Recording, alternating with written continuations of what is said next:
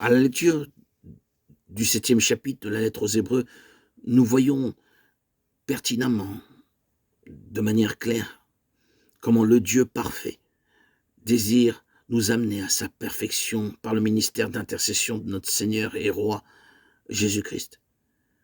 Notre Seigneur, qui est notre souverain sacrificateur fidèle, éternel.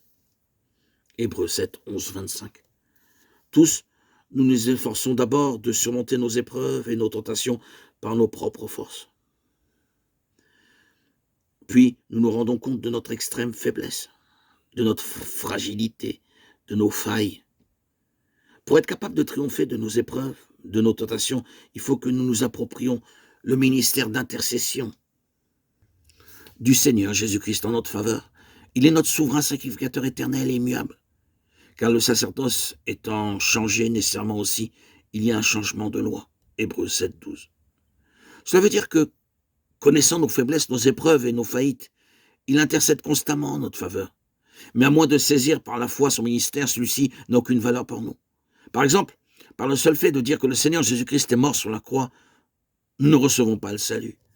Mais quand par la foi nous disons d'une manière personnelle, c'est aussi pour moi qu'il est mort sur la croix. Il a pris ma place, il a porté mon châtiment et mon jugement. Alors, son sacrifice devient efficace dans nos vies. De la même façon, nous devons croire qu'il est notre souverain sacrificateur éternel et immuable qui vit à tout jamais pour intercéder en notre faveur. Si nous nous approprions par la foi sa mort, son ensevelissement et sa résurrection comme notre mort, notre ensevelissement et notre résurrection, et aussi son ministère de souverain sacrificateur, alors nous serons secourus.